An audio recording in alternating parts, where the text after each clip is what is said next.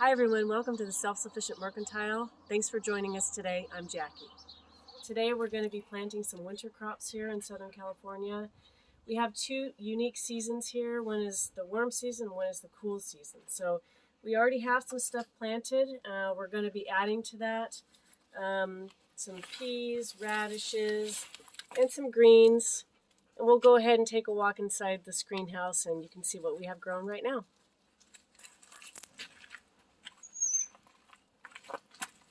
So we built this to be critter proof. You kind of have to step up into it, but it's really helped with keeping the mice and squirrels and rabbits out. In here we've got some of our cole crops. I have some broccoli and cabbage planted, also some radishes. We've got cilantro, some lettuce. This is New Zealand spinach that has overwintered and it's pretty weedy. Just grows summer or winter. And here, this is what we have trellising our peas. So we've got some snow peas and sweet peas planted here. I'm going to be planting more of those today. Also, we've got some Swiss chard.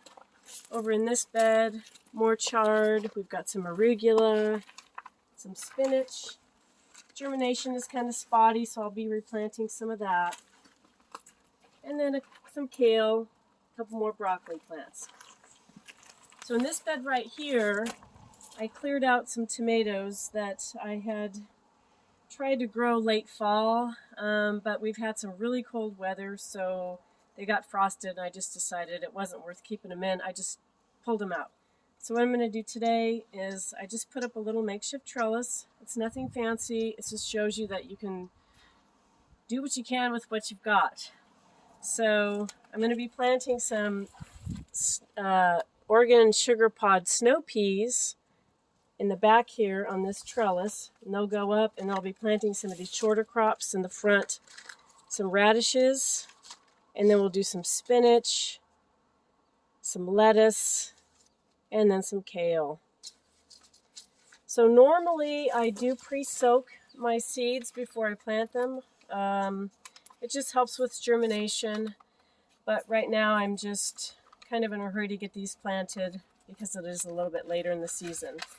So I'm just going to put them in and we'll see how they germinate. You can see they are pretty dry, and if we do soak them overnight, they'll swell up, and they usually germinate then within a couple of days. So this might take a little bit longer, but I'm not worried. I think they'll germinate just fine. Our temperatures are supposed to be in the 70s this coming week, so I think we'll be good there. So basically, when you plant seeds, the rule of thumb is to plant them about as deep as the seed is big.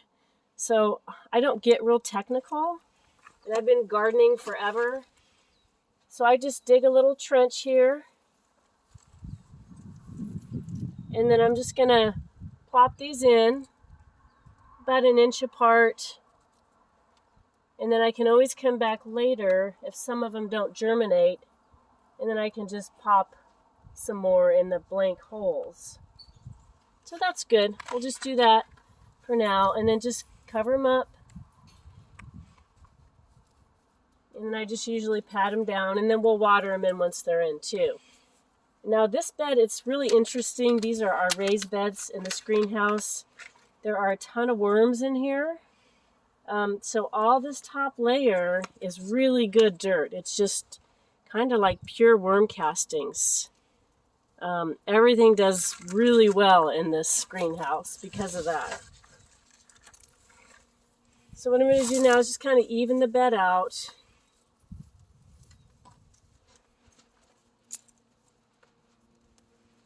There's really no rhyme or reason. You can kind of do what you want to do, but I'm thinking the kale and the spinach are going to be the taller crops.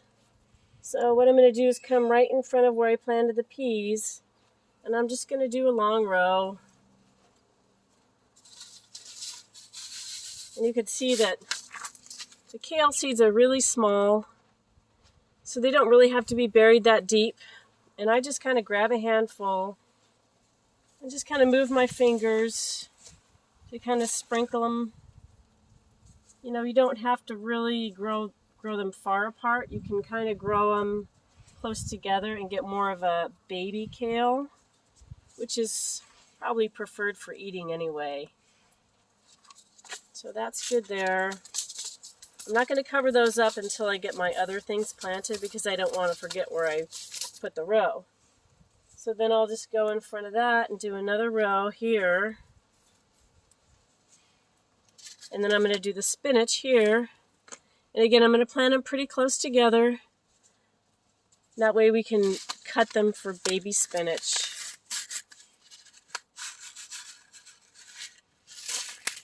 Now these are coated Renee's Garden seeds. I've got a couple different seeds. I've got seeds from Baker Creek and Renee's Garden.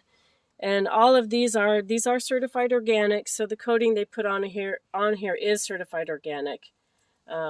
It's just, they do that, I think, because it's easier to see the seed when you're planting. A lot of times you'll find carrots that same way. And again, I don't get real technical. A lot of people think you've got to be, really precise, but I don't. I just kind of wing it. So there's the spinach. And then what I'm going to do, I'm going to cover these up now. So I'm just going to gently cover up the kale row. And again, if you don't cover up all the seed, we're going to go back and water them in anyway. So it's not critical that they get fully covered. So there's that. And then what I'm going to do here is I think I'm going to do 2 shorter rows for the cutting lettuce. And then I'll do 2 shorter rows for the radishes. And I've got 2 different kinds of radishes too. My favorite are the French breakfast. So we're going to do our cutting lettuce here.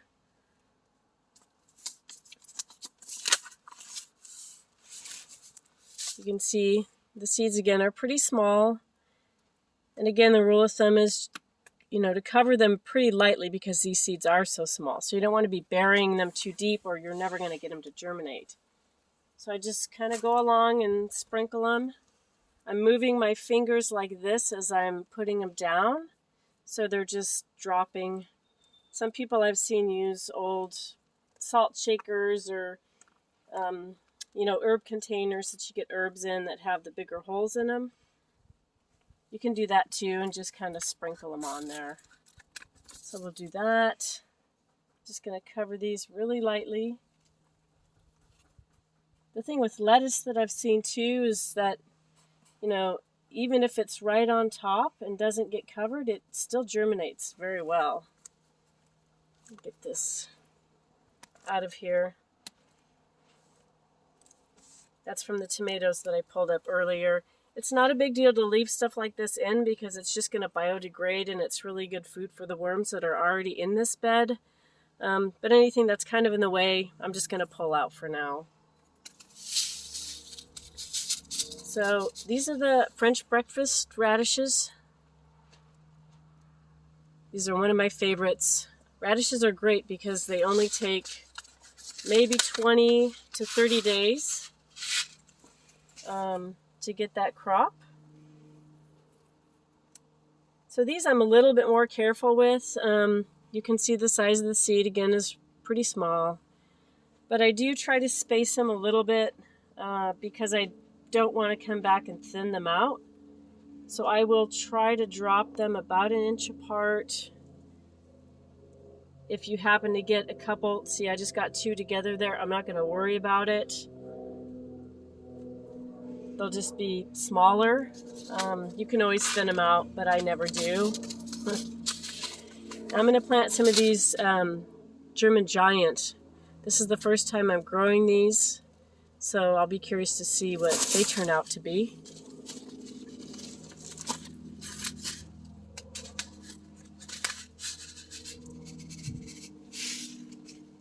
Okay, again, I'm just going to drop them about 1 inch apart.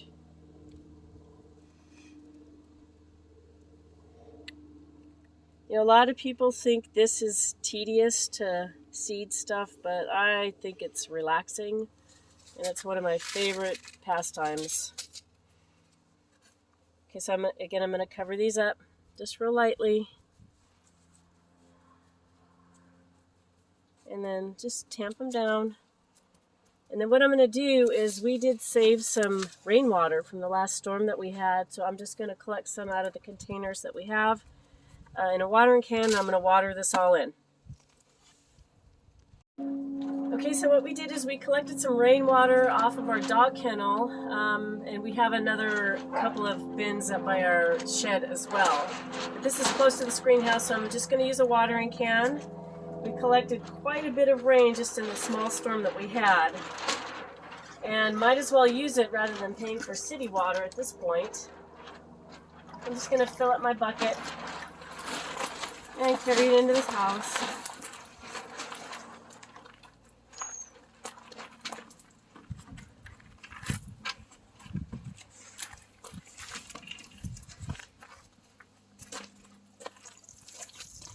And I'll just give these kind of a nice little soaking.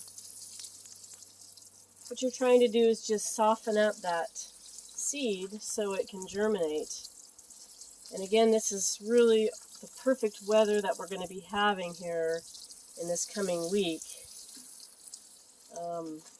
Nice warm temperatures should really get these guys to pop quickly.